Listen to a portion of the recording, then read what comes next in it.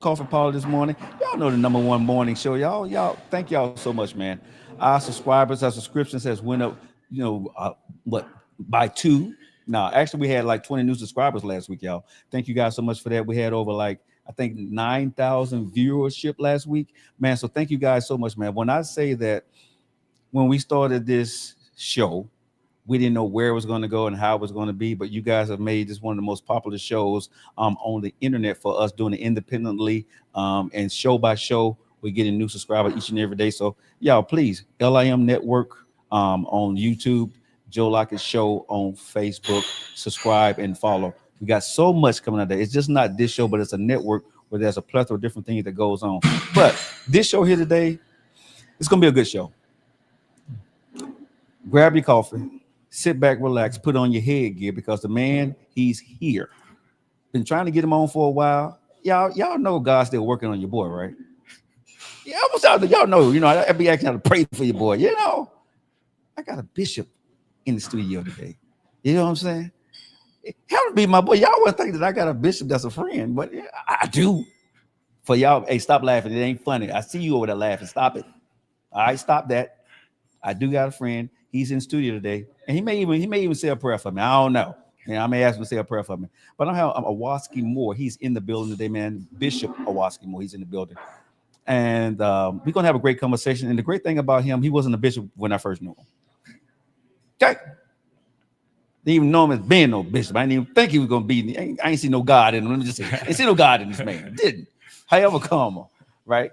Well, I'm gonna say this. I knew him when we was in high school. And that was not a God living thing in him at that point in time. I'm just saying that he was my friend. But, God touched people in strange ways. And I came back from the military, and he wasn't the dude I knew in high school. Let me just say that God had touched him. Hadn't touched me yet, but it touched him. He's in the studio today, y'all. But before I get to the show, before I get to my guest, I want to talk about this because it's a little bit about God, but I want to talk about this in a more serious way. And it's about our country. I'm not going to get political because that doesn't matter. But what I do want to talk about to all our listeners out there, I don't care whether you're black, white, Asian, Hispanic, Democrat, Republican, Independent, Conservative. I don't care. This is a message for us, right? As a human race, as a society. What are we doing? What do we believe in? I thought about this long and hard last night. Was I going to talk about this on this show, or was I not going to talk about this? But I cannot not talk about this when it's happening and I have a platform.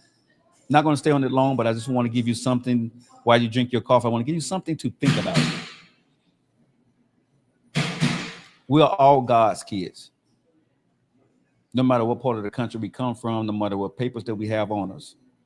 And I think we all should be treated as God's kids, within the realms of whatever that may be for your liking. This is what I would ask everybody to say a prayer for, right? When people saying name calling and things of that nature, do you believe we all come from God? No matter what country you're from, no matter how you look, no matter what color you are, do you believe we all come from God? And if so, who are we to judge what he made? I don't have the answers for you. But I don't, as a man that's God-fearing, I don't know how to judge something God made and still say I trust in God. Just me. I don't know how to criticize something that God made and still go out and say that I'm a God-fearing. Talk about other folks, talk about different things, and talk about it in a way like these people don't matter, and go to church on Sunday and say, I'm God-fearing. That's just me. I don't know about you. The God that I serve and the things I learned in Bible school. I haven't been in church in a long time, y'all. I haven't. I don't sit on the morning bench. I can't quote Bible verses to you. God's still working on my black behind. I tell y'all that all the time. But I do have common sense. I did say the Easter speech. I did say Christmas speeches. My mom did raise me in the church. I do believe in God. And one thing I do know that I was taught, God loves everybody. some of the stories in the Bible, right? He helped some of the worst people in the world, the thugs, the thieves, and the gangsters, right? If I'm not mistaken, some of them disciples, people that was down with him, they were bad people. They were thugs and gangsters, right? Some of them. Maybe I got the story. I'm gonna ask Bishop about it. I could be wrong. But with it all being said, man, I would think at the end of the day, man, let's say a prayer for our country. Let's hopefully that whatever's going on in our society, it washes itself out over time. Because I love everybody, and I hope everybody love me. And the people that are going through the strife and the things in California and these different countries and states that are happening for us right now, I hope God has a way of washing this out for everybody. I'm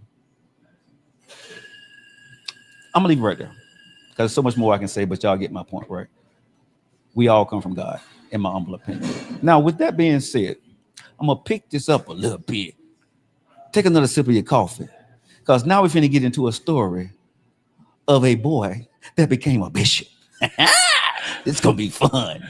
The boy that went to West End High School, okay, and became a national now bishop all over the world, globally speaking to people. And when I walk up to him, people shaking his hand and he's in his robes. Listen, man, this is my friend, my boy. But today, he is Mr. Bishop Awalski Moore. Welcome to the show, my friend. Thank you, Joe. I'm honored to be here, man. How's it going, bro?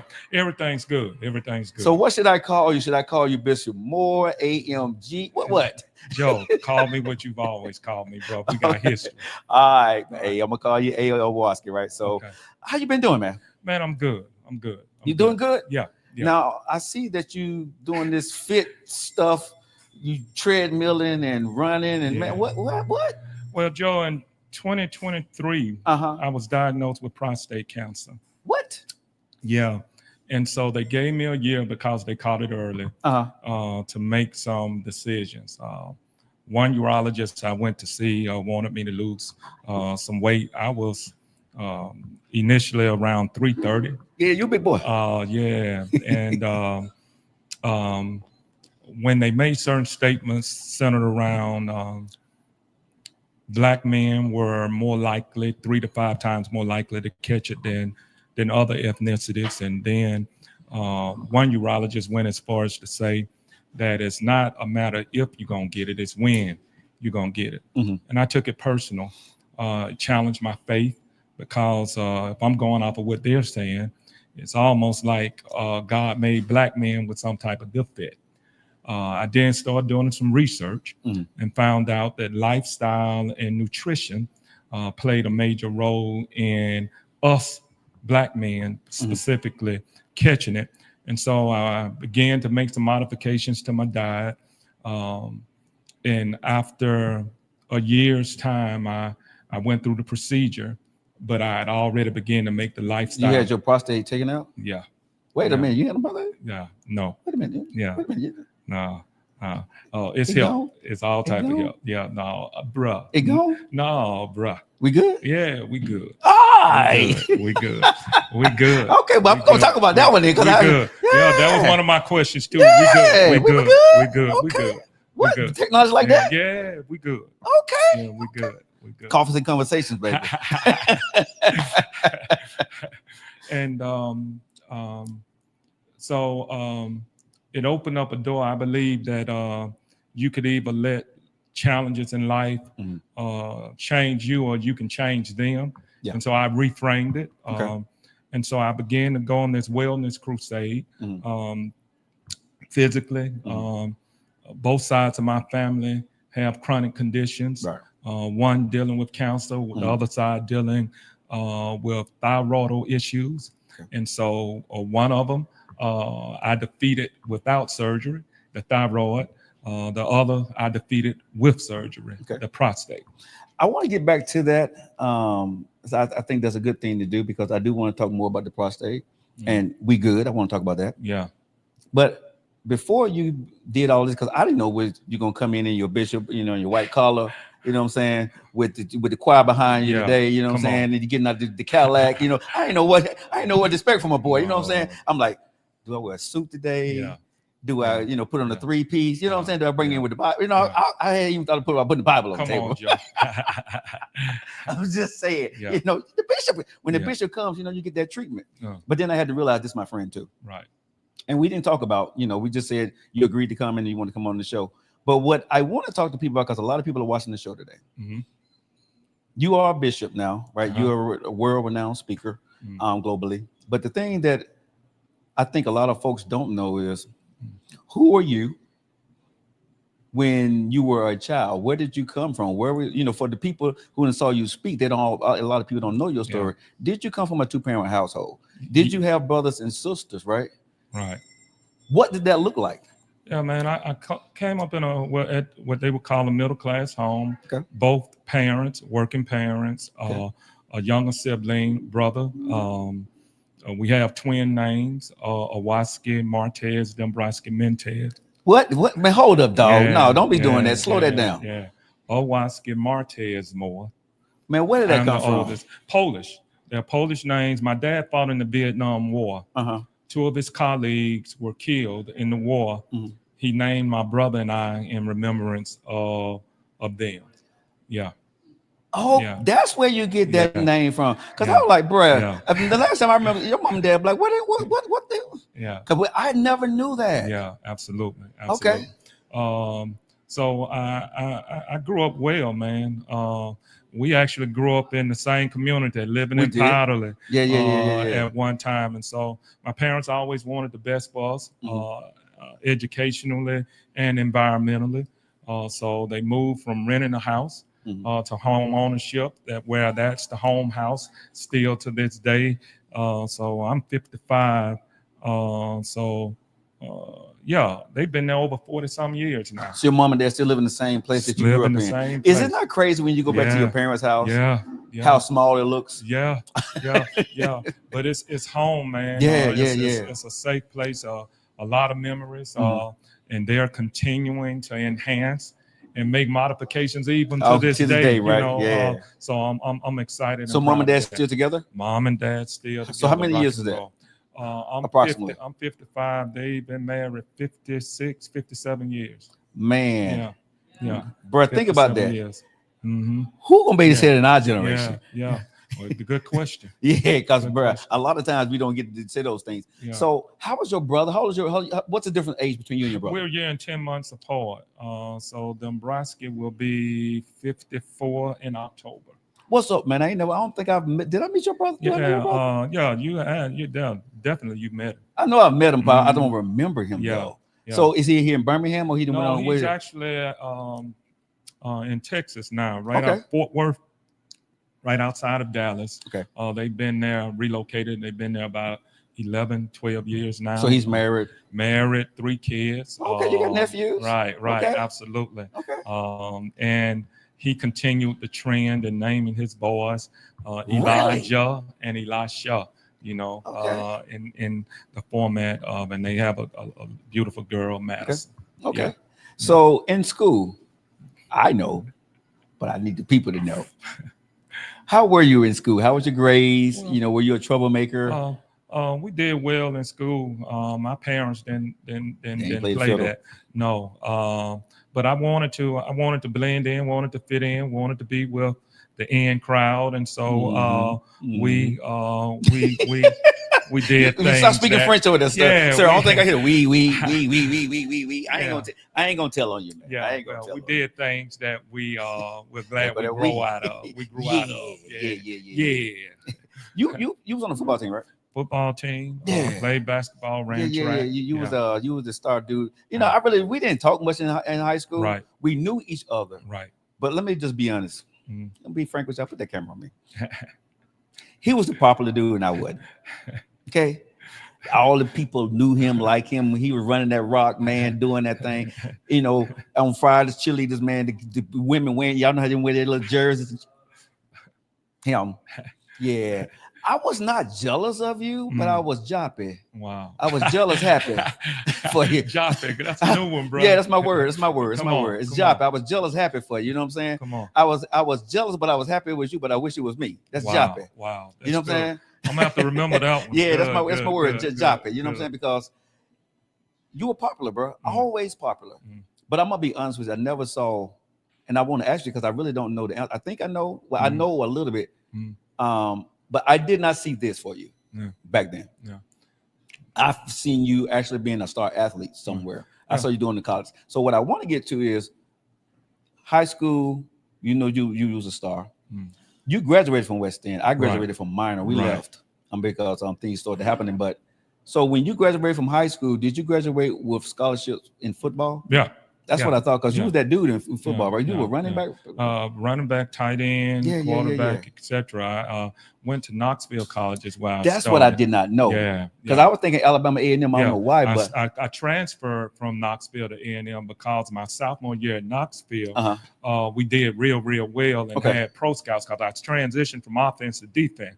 Went from tight end, running back to linebacker, and I found my position. Okay, that was you. Yeah, Hollifield coached the defense in high school. He tried to get me to commit to the defensive side of the ball, but I didn't until I got to college. No, man, I brought the pain a little bit on the offensive side, but in college they're bigger, they're faster, and I would rather be the hitter than the hittee.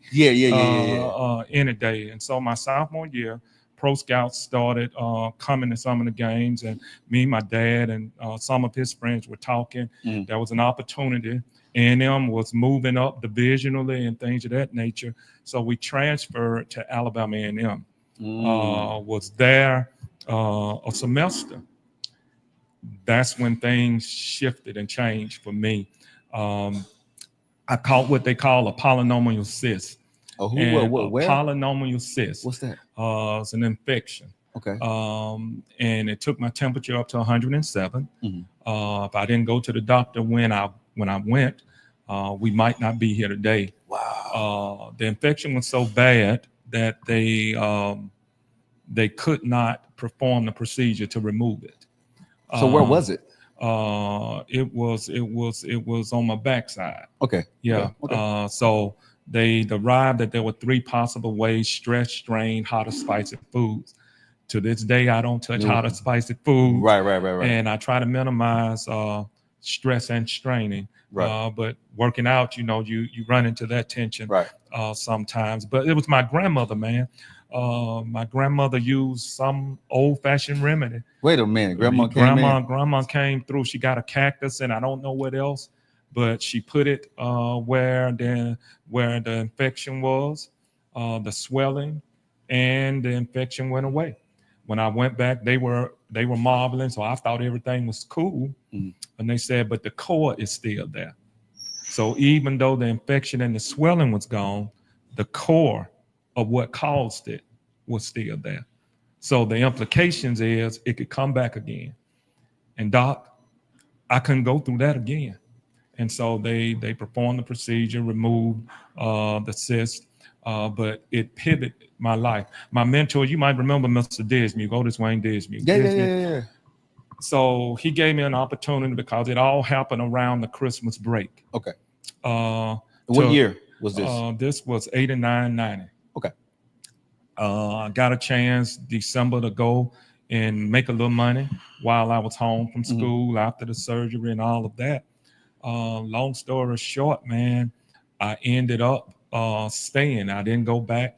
I got called into ministry. Wait a minute, you didn't finish college? I finished college. Okay. I didn't finish at A&M. Okay. I transferred to Miles. I finished Miles, and I also got my associate degree from Lawson State. Okay. I got a sociology degree from Lawson, the junior college, and I have a bachelor's of science in business management from Miles. Okay. So do you think? So you said that's when God kind of my life shifted. You know, you my boy. I'm finna cut up with you for a second, man. It's conversation. You guys just locking in the one and only Bishop Awalski Moore in the building. I got to cut with you. So come on, bring it, Joe. Did God say, "Hey, yo, I'm gonna give you this"? Did he come down in the light, man? Was it a voice? What did you hear, bro? There were dreams, man. There were dreams and visions. And visions. What that look like? What did it feel like? I saw me preaching. I saw me standing before an audience. I knew that, and it was an inaudible voice. All I could hear was this voice saying, preach. So it was something you heard. Yes. So was it just like, and okay, so when this me and you now. Yeah. Ain't nobody watching this. Yeah. So it's you sitting there, because I know it's a thought. I haven't heard the voice, but it's a thought that it would say Both. the word. So you actually voiced. So can I ask you this? Come on. Was it a girl or a woman voice? Oh no, it was. I think God speaks in whatever way we can hear Him. So what did you hear? I heard the word preach. A woman or a man voice? What did you hear? It sounded like me talking to me.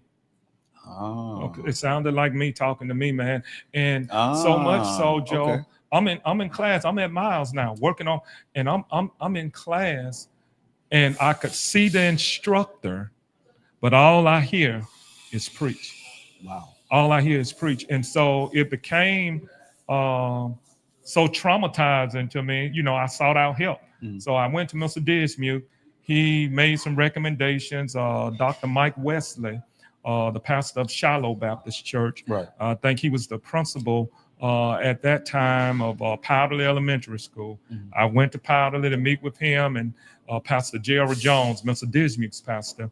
At that time, I met with him, and both of them gave me counseling advice. And then I was under the leadership, I'm under the leadership of Dr. Gregory Clark at the New Hope Baptist Church. Okay. So I went to meet with Dr. Clark. We go on a 3-day absolute fast. No, nothing. No, you can't go roll past that. Yeah. 3 days, no nothing means what? You don't eat anything. We're not eating. We're not drinking. I'm fasting. I'm denying myself of food. Man, how you live? Man, listen, 3 days, Doc. But it wasn't bad. It wasn't. But the thing for me was that it was like the heaviness of hearing that voice saying, preach. When I talked to Dr. Clark, who was my spiritual leader, it is my spiritual leader, it was lifted up off of me. It was lifted up off of me. Okay, man, I need you, but no, though, we can't. No, this me and you. Yeah. What in the hell, bro? You said you didn't eat for 3 days, nothing, no water, no net. No food, no water. Nothing. Nothing. No, nothing. So you wasn't moving then? You just laying in bed or something? Still active, man, doing my regular work, school, etc. Yeah. How? 3 days, Doc. I promise you did it. Yes. And didn't cheat. No. And when we not came, 1 ounce of water. Absolutely not. I didn't know not to, man. I mean, it wasn't physically or emotionally challenging. All I knew was that this was my spiritual leader giving me instructions. I'm following the instructions that he's given me. Wow. And when I followed the instructions, I felt good because that inaudible voice that I've been hearing, preach, it was lifted up off of me. You hungry? Yeah. And so after that, we meet again, right? And we talk, and then he sets my preaching, what they call a trial sermon, my initial sermon. I preached December the 1st, 1990. Wow. December 1st, 1990. What was your first sermon? God loves you. John 3:16. For God so loved the world that he gave his only begotten son, that whosoever believeth in him should not perish, but have everlasting life. Yep. And so from that day to this day, man, 35 years later, I'm still preaching. Did it feel natural when you got up there? Well, yeah, because I come from a background where preaching and pastoring and spiritual engagement and involvement have been a part of my whole life. I tell people jokingly, I've been in church. I was in church before I was born. So I've been in church 55 years and 9 months. Because the whole time my mom was pregnant with me, we were in church. So the church scene for me has been innately a part, and I hope we get a chance to talk, because I really want to address the climate of what that is, healthy and unhealthy, because that's major too. But let's go there, because you're preaching, and so that was 1990, so that would have put you at 20? Yeah, I was 20 years old. Yeah, because me and you're on the same age. So Right, you was 20. right. Boy, what I was doing at 20, what you was doing at 20 was two different things. Doc, hello, somebody. Oh, wait a minute, because at 20, I was, Jesus. I wasn't fasting. At 20, I was not fast. No. At 20, I was in the military. Right. Because I left. Right. Yeah, I left. I was in the military. So at 20 years old, hearing, and I want to ask you this since I'm knowing this, because I didn't know this part of your story. Yeah. At 20, it didn't scare you? Because from where we grew up, absolutely, where we grew up and what we went through and the things that we seen and the things we were doing, absolutely, you know what I'm saying? You know what I'm saying? We grew up in the hood. Absolutely. So this, what you're talking about, bro, yeah, is completely opposite of what we saw. We all grew up in the church. Yeah. We all said the each of speeches. Yeah. And all, we all did that. Yeah. But what you're talking about from where we were, that didn't scare you at 20? Because it wasn't a lot of people. Because you was giving up everything. Star, player, man, NFL. I didn't have any I didn't have any references. Yeah. So that was scary if it was a community of preachers at that particular time that was my age doing it, of course. But no, yeah, it scared me. It petrified me because I didn't have, this was new. It was different. And I always knew that I would serve God. I didn't think I would serve him in that capacity. When you were playing football, and that was my heart. Right? That was my heart. That was my heart. Man, that's the one place that you can go crazy and not go to jail. Right. So speak on it. I loved everything about sports. When I loved the training. I loved, some of my teammates didn't like. I loved everything about it. I was a student of the game. I'm gonna keep it real with you. Yeah. When I really connected because of Facebook, right? When I saw you, that's how I think a lot of people find each other. Yeah. I saw Bishop in front of your name. In the 90s. I did. Hey, I was like, honestly, I said this is a bull. What game is it? What he running? He running the numbers because I hadn't seen you in years. I hadn't talked to you, right? And then I seen that you were preaching, right? Yeah. I'm going off the last person that I saw because I hadn't seen you since I hadn't seen you. I left West End. I was in my 10th grade, right? So we was like 16, 17 years old. Correct. I hadn't seen you since then. Mm-hmm. You was a star football player, all this, you know what I'm saying? We did what we did. So when I saw that, I'm like, oh Lord. Right. And I think I had either came back here to visit or I may have been in Japan. I'm not for sure. But when I saw your picture and I saw that, and Larry too. Larry Russell. Yeah. Dr. Larry Russell. Yeah. All y'all with these titles, bro. Yeah. All y'all, but well, he earned it, man. No. Y'all are, listen. Yeah. Knowing y'all now, and of course being in the community and seeing everything, man, I'm so proud of y'all. Thank you. I joke about this stuff because I know you. Yeah. But how you didn't turn your life around. You just evolved into who you always were. Absolutely. Because you was a leader back then. Yeah. You and I never ran in the same circles. Yeah. You know what I'm saying? But I knew for me to know you back then meant that you were somebody. Yeah. So you was one of the popular kids back in school, right? Because you played football and all that good stuff. Right. But seeing everything that you became, man, and I always say this to my guests on the show, very, very proud of you. Thank you for everything you've done, right? And what you're becoming and what you continue to give, right? I want to make sure if nobody give you your props, that we give you your props here. We see it. Thank you, bro. You know what I'm saying? Some people may not like your post sometime. Somebody may not, you may not get the share that you want. Sometimes somebody may not recognize you walking down the street. But let me just say this to you, big dog. I see you. Thank you, man. I see you, right? And giving you flowers for a lot of the work that you do behind the scenes that I know about that nobody knows that you do. And it was never for you that since I've reconnected with you. The one thing I can say about you has never been about the glory. No.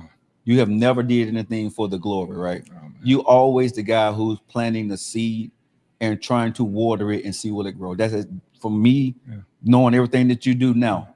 I removed the 80s. Yeah. But now you're that dude. You definitely that dude. I want to add value to people, man. Yeah. I think all of our assignment, every person has something to offer. And if you offer it and offer it well, I believe God rewards you. through opportunities, Right. through resources, through relationships. I believe that that's what happens. So I want to ask you this, because we've never had this conversation. Okay. What did you think of me in high school? No, man. Well, because I don't even know if you record it. Well, honestly, I've never asked you this, but did you ever know I existed in high school? Absolutely, but you were reserved, but you were always well dressed. You know, so that combination of that, and then us growing up in Parlor together, right? So it was some familiarity in reference to that. But you were that cool kid that was reserved. You know, you ain't going out of your way, that type of thing. I was scared, bro. That was a jungle back then, bro. The reserve part was because it was gang infested. Oh, absolutely. You know what I mean? So you couldn't step left or step right. And when you come from a good home, but you go into a bad school, that's a bad place to be. Yeah. And I think by being on the football team, the different fractions of gangs or fraternities and things of that nature, that was off limits. You know, because now we playing ball together. So that minimized some of the tension. The football team was the biggest. You know, I mean, but I was in the band, so I was in between something and nothing. Wow. You know what I mean? Wow. And so because you had the band behind you, so you could hide behind the band. So it was like your own fraternity a little bit. Absolutely. Because you needed may not know this, but kids that go to one of those schools that trying to do the right thing, when they're by themselves, you're gonna get picked on. Come on. You know, I would tell this story and nobody ever, you know, I've never said this before in public, I don't think. I got jumped. I never knew that. One day from when I was coming home from band practice. Wow. Feet of foe. Ooh. I had finished band practice. I had my saxophone in my hand, and you know what Robert Lee was? Absolutely. You know where those trees are, where you walk right there in front of those trees. There's a little path you could you get off, you leave West End, and you walk through those trees. You're cutting right in front of Robert Lee. Yeah. You know what I'm saying? And I was getting ready to walk home. I was walking home, and I'm not going to call the dude's name, but there was a young man that walked up to me, and when I say he slapped me so hard, bro, slapped me you know what I'm saying? And so this is what happened. I dropped my saxophone getting ready to fight, and I heard a voice. You don't want to do that. Right? And I looked up. It was like 4 or 5 feet of 4 guys, right? This guy was initiation. It was his initiation. His initiation was, and he was he probably was an elementary kid, was to kick my behind. Wow. And so I had to get my behind kicked, or I probably won't be here today, because it was 2 guys sitting up in the trees, and it was 2 guys behind the tree, right? Joe. And so, and I had to get up and go home and not tell my dad, because he would have took me out of that school. Wow. I never told that story. Right? Wow. I got my butt kicked by like a 7th grader or 8th grader, and I was in like 9th or 10th grade. Jesus, man. But I couldn't tell anybody because if I would have told anybody, if I would have touched that kid, he would have been hurt really bad or not here today. If I would have told my dad, it would have been a big problem at school. He would have took me out of school, boom, boom, boom. So I rolled with it, right? But I went home that night, man. I laid in my bed and I cried like a baby because I couldn't tell nobody. Wow. And I rolled with that for years. Wow. Yeah. Wow. No, I've never told that story in public. Wow. Wow. Yeah, I got my butt kicked, man. But I got in some other trouble. It came to me, but I got in trouble, and my dad found out, and he pulled me out of West End. And that's why I went to Modern High School, but it wasn't because of that. Okay. Yeah. Okay. Yeah. Wow. Yeah. Wow. Coffers and conversations. Wow, man, that's heavy. That's heavy. Well, I always because I wanted to be with the in crowd. Yeah, I did too. And that was the opposite journey, man, where I tried to blend in and fit in. They saw the hand of God on me. The rough group saw the hand of God on me even then, and they would not allow me. That's good. You know, to do the things that they were getting into, even though I wanted to get into them. So my commitment to God angrily at times, because the things that have come along with living this life have not always been the most pleasant, most pleasant things. Getting meekness and weakness mixed up. Ooh. Your boy ain't weak. Yeah. But meekness is a part of the virtues of being a believer. So it's having that control not to act out in ways, but you don't want nobody thinking, pushover. You're not a pushover neither. And man, really, for me, what I've never publicly said, how unhealthy I became. Let's dive in there, because I do want to get into now. You're you're a preacher first. Yeah, you have to be a preacher, right? How many years do you have to be a preacher before you can become a bishop? It's different paths for different reformations, different denominations. So how many years was it for you? I've been preaching. I got consecrated, legitimately consecrated. Let me say that, because there's a lot of illegitimate things that are being done, just like in any other aspects of academia or spirituality, etc. 2017 was when I got duly consecrated. So, when you say consecrated, is that you becoming a preacher? A bishop. Bishop. I became a preacher in 1990. Okay, can I ask you, because I never knew the answer to this, and I don't know the answer to this. Oh. How do you become a preacher? And when are you? Because can I open up a church and say I want to start preaching to be a preacher, or do I have to be ordained to be a preacher? You can, but it's a right and a wrong way. So that's what I'm asking. Because everybody want to be a preacher or a prophet, or you know what I'm saying. What is that, bro? So Bishop, can you enlighten me in our audience? How it was done and how the Bible endorses it. Okay. From my understanding, is the acknowledgement of the call, and then there's some preparatory period that you go through where an organized church solidifies and supports that calling. So what we call it is being licensed and then ordained. The licensing process says that this particular body of believers see the hand of God on your life and that particular pastor. So on my license, you'll see the name of Dr. Gregory L. Clark, because he licensed me and he ordained me. Ordaining is another level to the process, where you go through some form of formal training, learning the different nuances of ministry as it relates to the baptism, as it relates to marriage, as it relates to the inner structure formation of the church. So I was licensed in 90. I was ordained in 92. Clark brought me on staff in 95. So I became the youth pastor of the New Hope Baptist Church. From 95 to 2000, I was staff there while working at West End. And ended up working back at the high school. Really? For 10 years, I was in public education. And then in 2000, I took on the pastorate of the ZiON Church. It was Mount Zion. It was Zion Hill Missionary Baptist Church. Now it's Mount Zion Cathedral City. And so in 2017 was when the Reformation I was a part of saw the body of work that I had done in the body of Christ, and solidified that by asking me to be a prince of the Lord's church. That's what actually the bishop is. The bishop retires into. Congratulations, man. Yeah. So from 2017 to now. Wow. I never knew the maceration of, how you got there.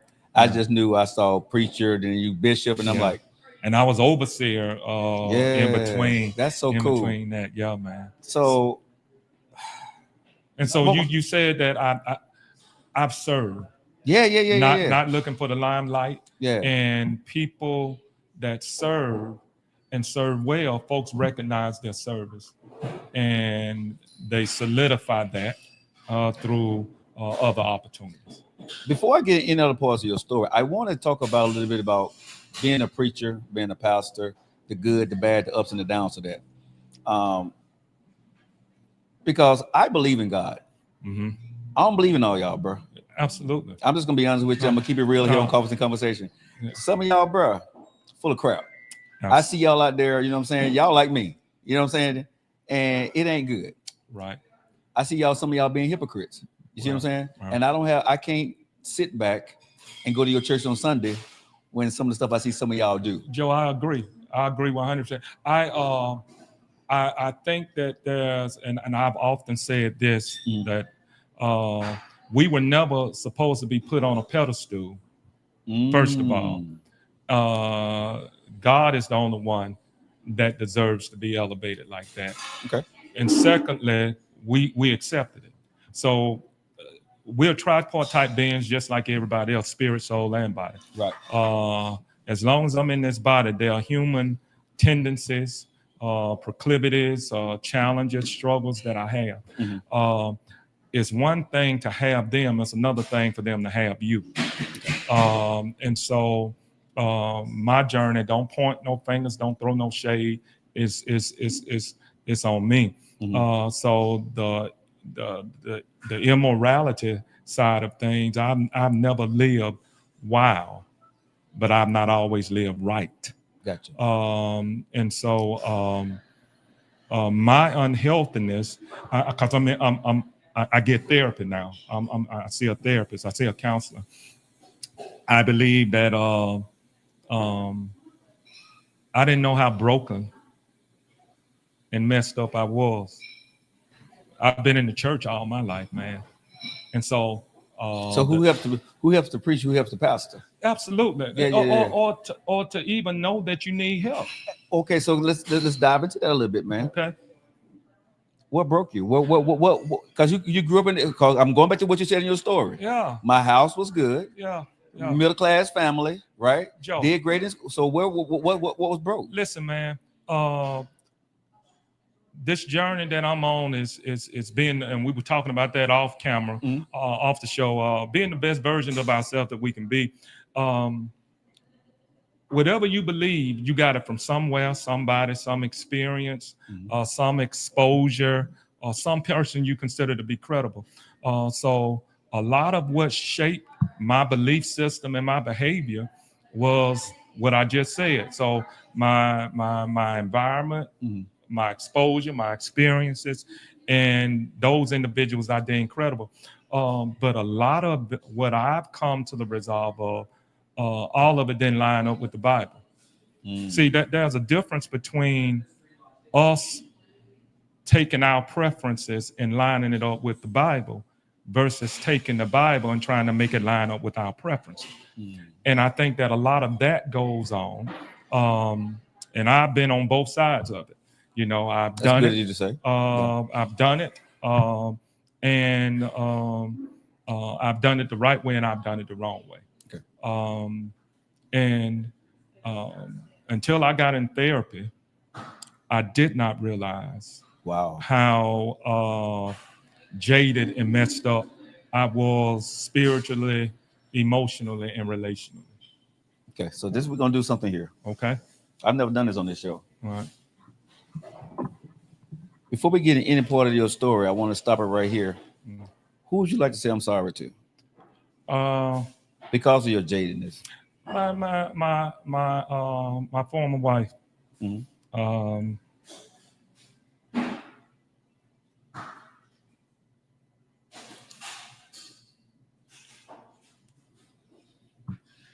I loved her, mm-hmm. and hurt her.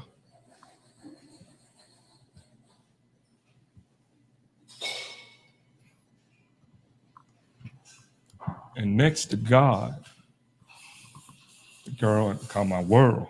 Mm-hmm. And until she used certain language, I didn't know how unhealthy relationally. So wait a minute. I'm hearing you saying, you said the word former. You're divorced? Yes. Yeah. I didn't know that. Yeah, man. Yeah. I'm sorry to hear that, babe. Yeah. Wow. Hurting the person that you love the most, mm-hmm. And if you want to get better, you're willing to do the work. So start working on the work, man. Still working on the work. For the rest of my life, I'll be working on the work. And I think sometimes communication and those skill sets that we need to do life well and in a healthy way, it's been my experience and exposure that we don't have them, or we've not sharpened them enough to be effective in every area of life. So, I'm gonna keep it real with you, my dog. Absolutely. You and I both can be charismatic. You and I both can say really fancy words and make it sound good for the cameras and all that good stuff. Yeah. Right. We're good at that. Absolutely. So I got to ask you a tough question, big dog. Come with it. Where you messed up at? Connecting, man. How? Close and not connected. The reality for me was this. The emotional, mental, relational connectivity. She used to make a statement all the time, Awalski gonna do what Awalski want to do. Mm-hmm. And because she's such an adorable, loving person, I didn't capture it until the damage had been done, and so once I get locked in on whatever I'm locked in on, I'm gonna make that thing work some kind of way, even if it's not right or the best way. It's gonna be my way. It's gonna and man, I was unhealthy. I was unhealthy and didn't know, because ignorance isn't the absence of intelligence. Ignorance is being uninformed, misinformed, or to ignore the information that's available. And so I treaded in that particular direction to healthy marriages, healthy men, healthy blended families, etc. I think in order to do it right and do it well, not only do we need the help of God, we need to be willing to do the work, man, and laboring in that area, because I honestly believe that from how I see the word of God, that God wants to use the family to build the church, to expand his kingdom in the earth. And so there's a major attack, I believe, on marriages, on relationships. And in my case, I gave the enemy all the ammunition that he needed, man, to not be the version of me, because I imposter syndrome. I was so broken and jaded, man, and didn't know that I was broken and jaded. So I learned how to live with this jaded image of me. So imposter syndrome, now I'm acting like somebody I'm not. And it's really self-protection. My therapist said it this way. He says, you're excellent communicator, but you don't connect. And I realized I become numb, man. So now I'm protecting myself at all costs. So I'm there, but I'm not there. I'm close, but I'm not connecting. And so you was good at what you do. And that can be an asset and a liability. It's your cover. Because I got to come to this, bro. Yeah. You're that dude. Now, you're the preacher, you're the pastor, you know what I'm saying? You're a friend, you're somebody the community respect, your congregation respect you, you're a bishop. Yeah. I'm finna ask you the tough question, because I know a lot of listeners want to know, bro. How in the hell that you can tell other people what to do, but you didn't realize that you was messing up at home? Man, listen. No, I gotta ask you that question, dog. No. I'm saying I'm with you, Joe. I told you no holds barred. Yeah, no holds barred. So I want to know, but how? I guess image, man. You can get lost and locked up in how you see things, and be getting the information that you need to get from your spouse, your significant other. And I believe how the enemy worked with me in regards to that was we were still winning some in different areas. Okay. And so winning meant what for you? Well, it means some things are still going well or perceived to be going well. Some progress is being made. You know, the numbers are steady. For who though? For the church. No, I'm saying for no. For who though? Yeah, for me. So someone's saying you're winning. Yeah. But so you're winning for who? What's the winning portion of that? Because when you say winning, right? Remember me and you talked, right? We were talking before the show, and I told you what I screwed up at. Yeah. Because I mean, you saying you winning. Yeah. But was she winning? No, we weren't winning as a team, man. And that's the thing. We weren't winning as a team. Yeah. I didn't value her voice and her view the way that I should have. And it's a dangerous thing to treat what's rare like it's common. Mm-hmm.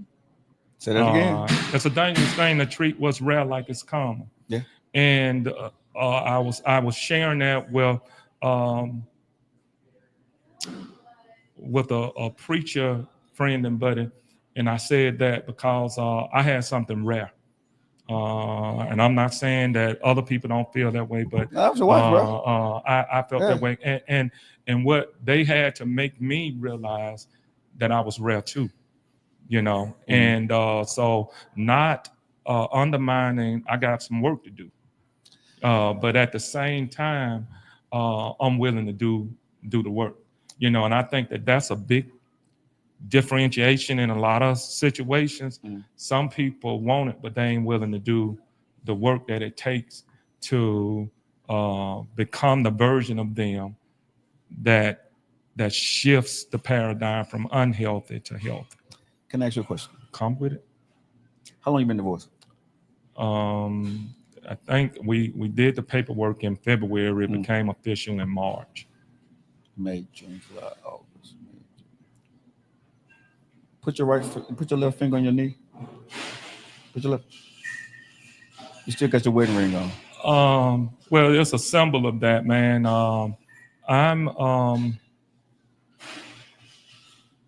I believe in the institution of marriage. I believe that Alacia was God sent to me. I gave her an inferior version of what would it take to have a healthy situation. So I'm living my faith out, man. It's uncomfortable. It's scary. It's disheartening at times.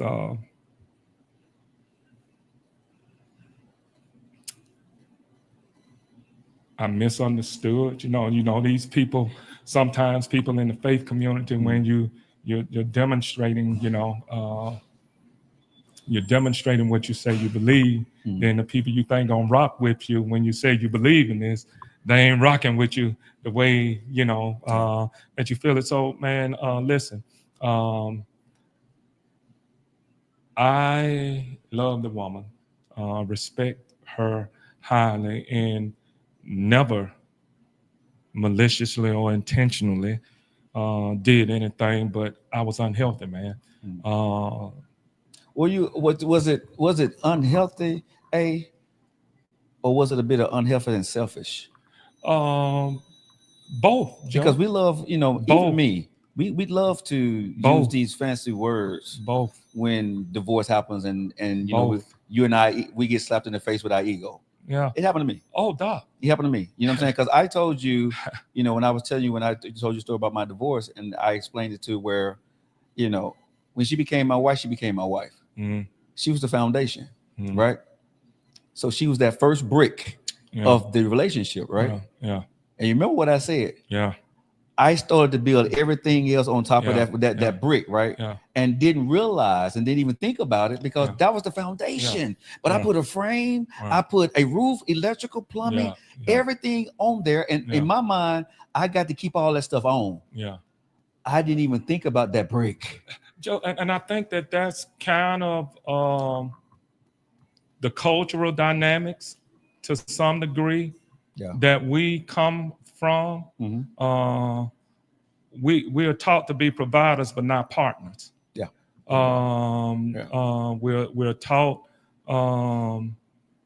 to suck it up, to deal with it, man up, be strong, not to deal with our emotions. But we want them to do that. We assume that they're going to do the exact same thing. Or tolerate and take, because and put up with because our you're my foolishness. wife. Yeah, because absolutely. you're my wife. I as long as these lights on and food is on the table, leave me alone. I got you. And in some regards, we've seen that passed on. And it's BS, bro. Absolutely, it's BS, it's unhealthy. It's not. It's not relationship building whatsoever, man. And that's what I'm saying. For me, this has been a season of reassessing my beliefs and my behavior. Okay. And digging deep, man. It's what I call daily detox. That I consistently cleanse myself of beliefs and behaviors that don't align with biblical truth. So if I'm a person of faith, I use the Bible as my manual by which I live. And so if it don't line up with what he says, if I can't see the traits of that, and then I can't get trained in how to rightly do it, then I can't experience transformation. And transformation is change. And so I'm doing the work, man. I'm doing the work on being better in the areas that I've come to realize I was very, very, very deficient in. And what had to happen, I had to get in community. I had to get around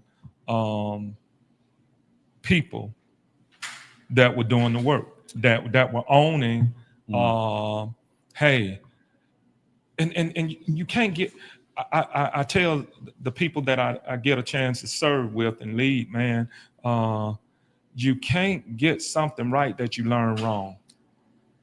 You can't live it right if you learned it wrong. And so for an extensive period of time for me, I was trying to live things right that I learned wrong, man. When I'm from the way your story goes, it sounded like she asked you for the divorce. Okay. Yeah. So when that happened, where were you? It wasn't sudden, man. Listen, let me tell you this, and I'm very defensive and protective of her. Okay. Even to this day. You mean because if you didn't live in the house, you don't know all of the ins and the outs and things of that nature, man. I agree with you 100%. My toxic behavior and beliefs not it wasn't nurturing and loving, man. I was close to militant, this structure. It wasn't close though. You were, because we sit here. Look at me and you sit. Yeah, absolutely. You know what I'm saying? When we walk in the room, people know who we are. Yeah. You know what I'm saying? We tell people to Google us. You know what I'm saying? At the end of the day, you and I are a reflection of one another. We grew up in the same area, and we got that structure to get things done. It has to be done a certain way. Yeah. Where I want to go with this is for you is when that happened and she asked you for this, we protected her. But I want to go here. When it happened and she said it, you were, when I saw you years ago, you was probably about 2-something, right? Now everything makes sense to me because when I'm looking at you now, right, you're not the typical bishop walking around getting ready to go to Sunday dinner anymore. No. Right? So when that happened to you, okay, it changed you. Let me give you two intrinsic things that this wasn't sudden. She had made it clear on at least 2 other occasions that she wasn't happy. When she used a language of emotionally abuse, that registered with me in a way that I then began to try to make the pivot. But the girl walked with me through prostate, feeling the way she felt, and had every right to still stand on what she was standing on. That's a wife. You hear me? Yeah, that's a wife. And she didn't throw your boy away. Yeah. She nursed me back to health. Yeah. And when I was healthy enough, she came back around the corner. Drop that. You know, she never forgot. Right? But what it did, Joe, working out is therapeutic for me. It's my safe place. Okay. That's the moment in the time that I'm able to work on Awalski. And people see the physical transformation, but they don't see the mental and emotional transformation. And because you can't have one without the other. But here's the thing. I don't know if you know this. We never see that you needed mental. Because the one thing where I want to ask you is this here. You pray for everybody. Yeah. Who prays for you? Good question. Good question. I have some accountability people, and working to create that network even stronger, where my mentor and coach often says it this way, that accountability only works when you're honest. But now that you are broken to a point, right? Can you still pray and believe for people? I'm being honest now. This is me and you. Yeah. You're that dude. Yeah. You're broken. I see you, bro. Yeah. When you're praying now and you telling couples to do this, that, can you really give that prayer in sincerity as a bishop? Yeah. And be broken? Because I'm coming from a different place. Okay. Remember, my place was that I'm doing it because that's what I'm called to do. Okay. Now I'm doing it because I understand what to do. So you're praying different. Definitely. Okay. Definitely. Okay. As much as I hate this, it was necessary for me. See, I got over 3 decades in this, man. And to be gifted and to become skillful at doing what you do can sometimes be an illusion to cause you not to realize that there's still consistent, ongoing work that you got to put in, Doc. So you got caught up in being Bishop Moore. I got caught up in the image. I got caught up in the success of what had happened over my journey, not knowing that the journey continues to evolve, and so you can hold on to a you that was all right, even if it wasn't healthy. It was tolerable. Sometimes, like I said, because you get caught up in the results that you're getting. See, if people still coming, if money's still coming, if evidence and what we use as results are still happening, you might not be checking in with God the way that you should, to be saying if that's what he wants to be happening. Because if it's his house, it's all about what he wants, not about what I want, and in some cases, it's more of our churches than it is his church. So let me ask you this, man, because I'm listening to you, and I'm scared because I see myself. Right. When you're speaking about this, the great Bishop Moore, right? No, I'm just saying, that's who you are. That's what you were. That's what you're still going to be.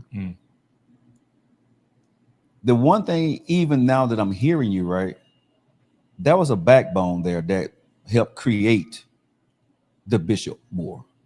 There was somebody there in the background that held it together, right? That made sure you were good. So you could be that person.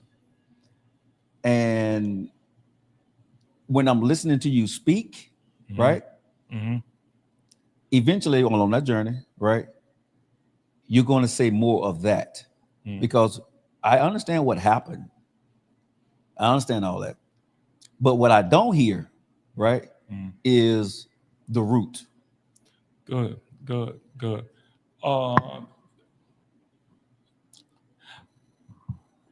I think in culture sometimes, and I'm talking spiritually, Gotcha. If we don't use the Bible as the blueprint to govern and guide accountability, one of the things I love about the AMMoore Church is that they require their ministers that are going to pastor the churches to go through psychological therapy and things of that nature. I think that there are a lot of broken people, broken preachers, broken men, broken women that hadn't got the help that they needed, man, to become better. And I learned to live with it and deal with it. But what happens when you don't deal with your broken areas, they leak out and spill over to other areas of your life. So when we talk about compartmentalizing, you know, I don't know if it's a real such thing as that, because everything affects everything else in some shape, form, or fashion. And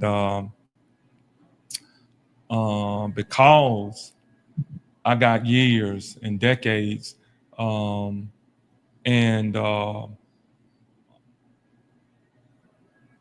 I'm a good dude. I got a good heart. You do. I preached a message once dealing with the life of King David. That God says he's a man after his own heart. I said he got a good heart, but he had bad habits. And sometimes, depending on where you are, man, in your journey, you know, the heart can be seen and not the habits, and then the habits can be seen and not the heart. You want both of them to be right.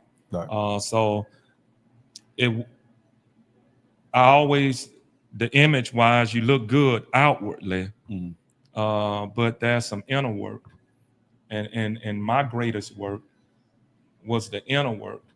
My spiritual understanding, my emotions. Man, I'm in the best place I've been in a long time. You know, emotionally, mentally, spiritually, man, because God will help you if you want to be helped. For sure. And lifting the weight, man. So the weights that I lift outwardly, it was heavier inwardly. You know, and I needed a spotter, because I couldn't lift it. I couldn't lift it by myself. And I thank God for the community of spiritual men specifically that have stepped up and been accountability people for me. They ain't, well, I almost pulled one of your words out. They came for you, boy. And have held me accountable. In that transparency, in that community, man, has really been helpful. That's good. They'll call, hey, where are you? What you doing? You know, let me see your phone. You know, and it's not anything that I'm doing immoral or anything of that nature, but to have people that are holding you accountable. So when you talk about the root of it, that was your question. I've always had a supportive family. And I'll say this.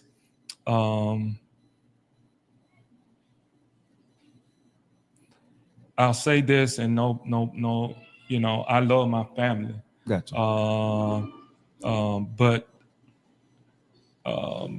my reality is,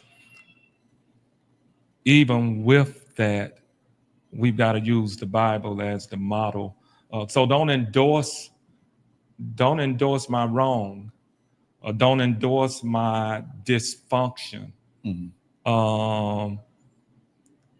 And we let it slide with that's the way that it is, you know, or that's the way that he is.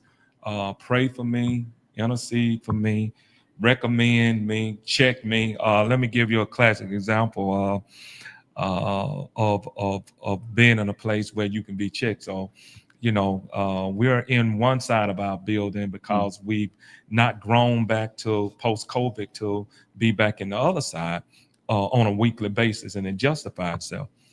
So, you know, there are days that I come and park on the grass, cause it's closer, to the entrance area. My dad checked me, hey, that grass still good. You keep parking on it, it's gonna damage it. But it's that, man. Small things like that. Yeah, and I don't know if we've created an environment. Who check you? Who can come and call your hand, and that they're there to help you and not hurt you, and you accept it. And if your ego and pride don't get in the way, but man, the whole thing. Listen, I've been through what some people would call a Job-like experience, man. I got hit multiple ways, and it seems like simultaneously, Doc. Yeah. A lot of people listen to the story, the exact same thing, but you're taking accountability. Got to. And right now, when I'm listening to you, right, and you're taking accountability for everything that you've done, and you want to be a better person. This is a question I got to get off my chest here. If she were to take you back, that's if, bro. I mean, just be real. Come on, it's me and you. We ain't gonna BS with that. That's if. Yeah. Are you in a place now? Are you in a place to let everything go and be her husband? Or would you tell her to wait and let you finish the work? And I think the B part, Joe. One, I don't think she would take me back instantaneously. The evidence would have to be there. The Lord would have to speak to her heart. But I think I want to do the work. I don't want to go back. I like that. Because if there is no substantial change to ask her or anybody to open themselves up to a version that would revert back that part to habits and behaviors that are destructive and not constructive, man. Because sometimes because of who you are, her, you get out and you put that plea out there, right? And then you still go back and be the same damn person that you were before. You know what I mean? So at the end of the day, it's like, what'd you do it all for? So that's why I know you want to get her back. Yeah. Because you say you want to put the work in. You know what I'm saying? Because you're not just trying to get your family back for the image of Bishop Moore. Boy, I wish we were off. I'm so, man. I told you, but this is a conversation, big dog. I'm so free. Yeah. From trying to live up to the image of a perception of what culture, church culture, etc., man. It's so much more to me than just the bishopry of the church. That's the reason this wellness component, this speaking component, this mentoring component, man, this conflict resolution component, etc. I realized, Joe, and that's the reason Maximum Outcome became my staple of branding, because people can decide the version of you they want. But they don't get to decide the version of you that you can be. That's good. And so I'm not minimizing myself. So this is the reason, even coming on your show, this ain't a church show. No. And you keep it real and raw. Yeah. You knew they were coming out. Yeah. So I'm that dude that's evolving into sectors of culture that we would be told to stay away from and don't engage and don't talk, man, because in the real crust of things, I was telling one of my daughters, I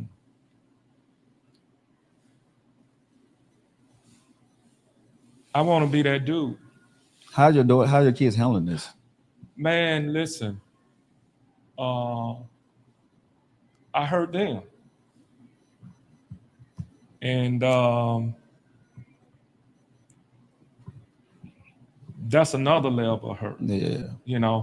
That's compounded. But I told the one that's been, the one that I'm preparing to take my place,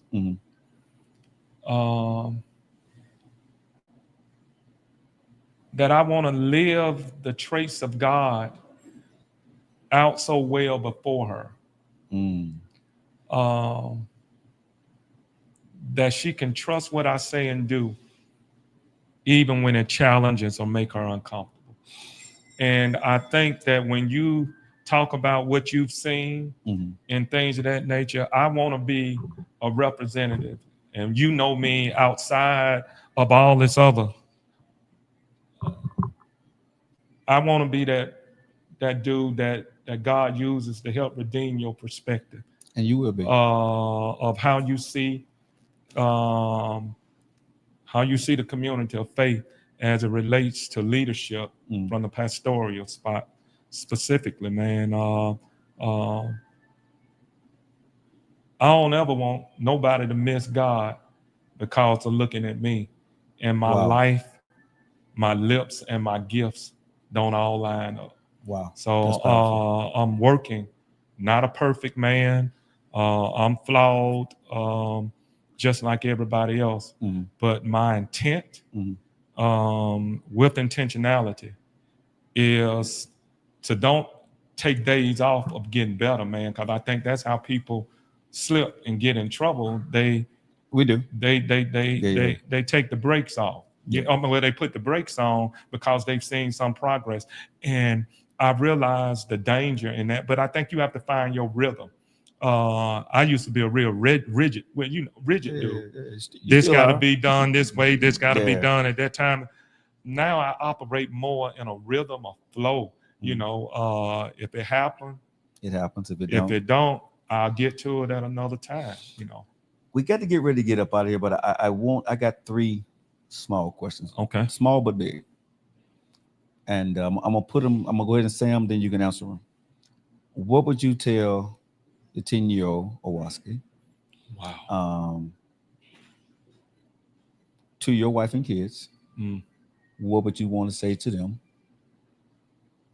And I'll say the last one for last. But those are the 2. What would you say to the 10-year-old Awalski? And if your wife and kids are watching right now, what do you want to say to them? The 10-year-old Awalski, it's all right to be a child. When I look back over my journey holistically, I think I've tried to be mature at an earlier age. Wow. In some regards, and it wasn't anything that was put on me by my parents. I think it was some things I put on myself even at that age, because of being in leadership roles in church and things of that nature. Wow. If Alicia and the girls were watching, I'd like to say to them, I'm being delivered from imposter syndrome. The authentic me was not the me that I gave you all completely and consistently. And I would love another opportunity, eventually, to redeem and restore my family. The last thing I want to ask you to do, man, because I love you and I trust you with everything. I love you to say a prayer for us, bro, for this world, for all our families, for everything that you're going through. I'd like you to say a prayer for us on this show today. Father, we lift Joe and his team up. We thank you for this platform and the work that he's doing. I pray for his healing and his wholeness and all that are connected and associated with him. I lift our country and our world up to you now. We need you in a way that some won't acknowledge, and all of us that are acknowledging. And your word declares that if your people, which are called by your name, will humble themselves, pray, seek your face, turn from their wicked ways, then when you hear from heaven, and you'll forgive their sins and heal the land. Our land needs healing, needs wholeness. We need divine intervention that only comes from you. And so we are your extensions in the earth, your image bearers.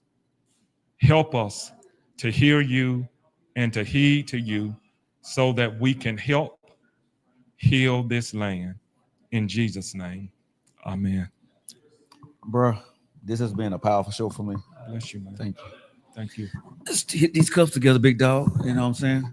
Yeah. It was a fun conversation. I told you we was gonna go deep, boy. Joe Lockett in the house.